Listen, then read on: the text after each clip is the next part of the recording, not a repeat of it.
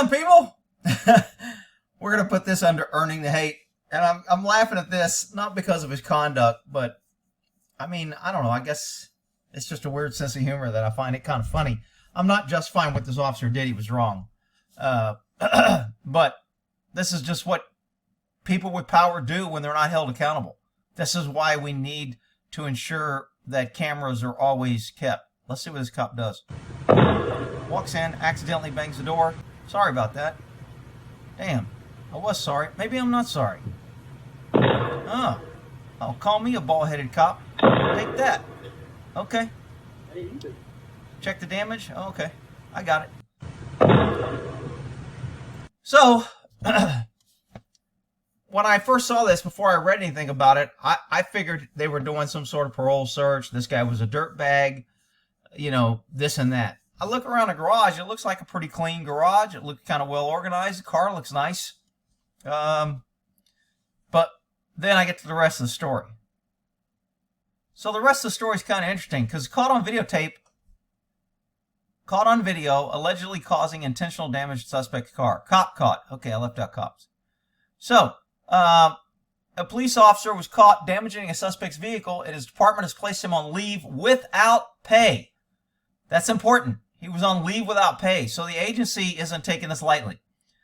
The Massena, I don't know, wherever in New York. He's a New York officer. Imagine that. Left-wing liberal, always calling for more cops. Those cops are so mistreated. Poor police officers, they're all heroes. Identified as Brandon Huckle, was suspended from the force after footage was obtained in which he appeared to cause intentional damage in a private home while executing a search warrant.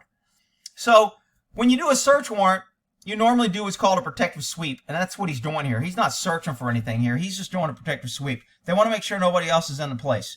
So he went in the garage to clear it for people, and then he was going to go back out and say the garage is clear. Once they clear the house, then we start searching for whatever's in the search warrant. Obviously, this guy probably said something like, you freaking cops, or they know he's a dirtbag, or they've been in his house several times, or there's a crime that they don't like. It turns out it's for drugs, but let's see here. Let's see, a cop did this to my client when he was executing a search warrant on March 16th.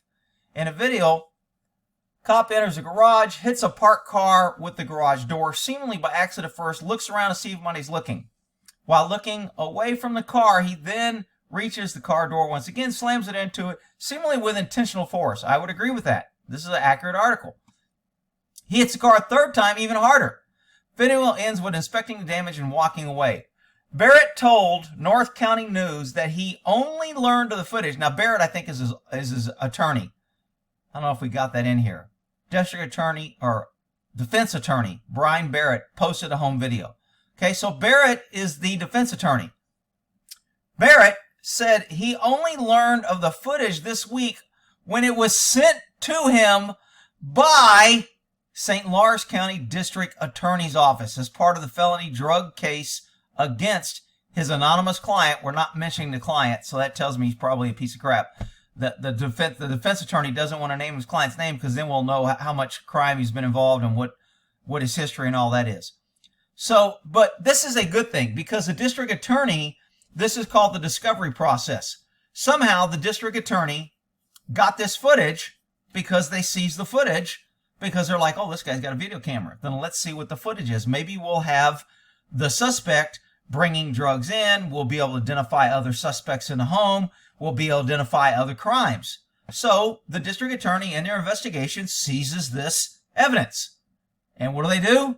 They discover the evidence to the defense attorney in discovery, which is good. They should have done that. I'm glad they didn't hide it. It's sad that we have to say, you know, we're glad when the government actually does the right thing.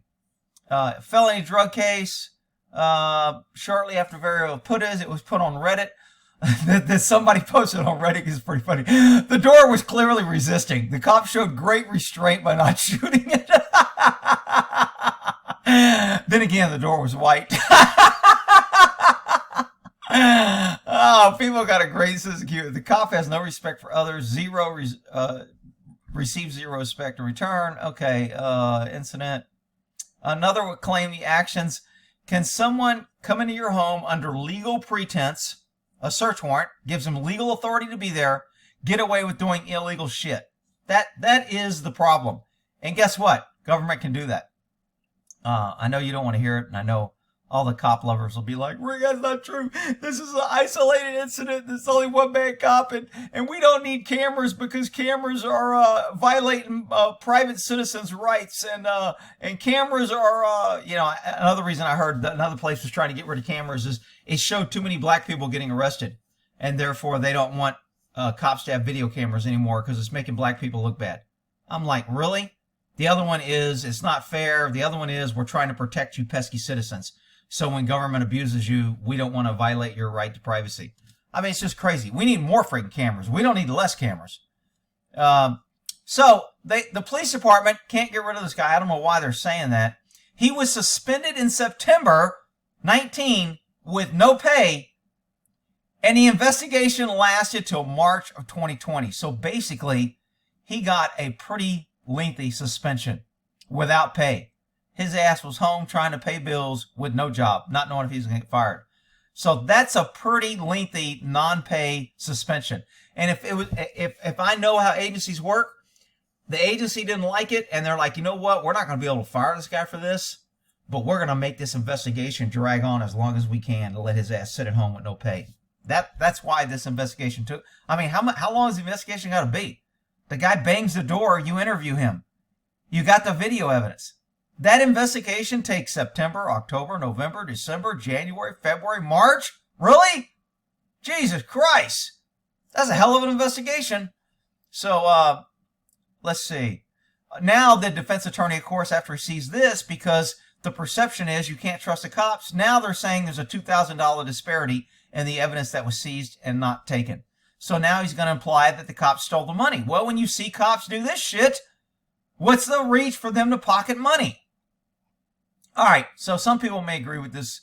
I thought it was kind of funny because this guy, I'm going to tell you after I show this again, I'm going to tell you what this cop, I want y'all to tell me what y'all think this cop learned from this.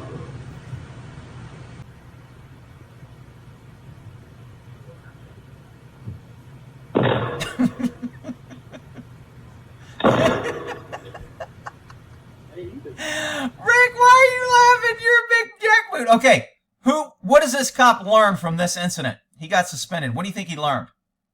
Did he learn that he should have slammed the door harder if he's going to get suspended and make a bigger dent? Did he learn that I should have just kicked the door? Or did he learn that I need to look around for cameras better before I do this? Which is why we need more cameras, not less. I'll put this under earning the hate. We'll end that there.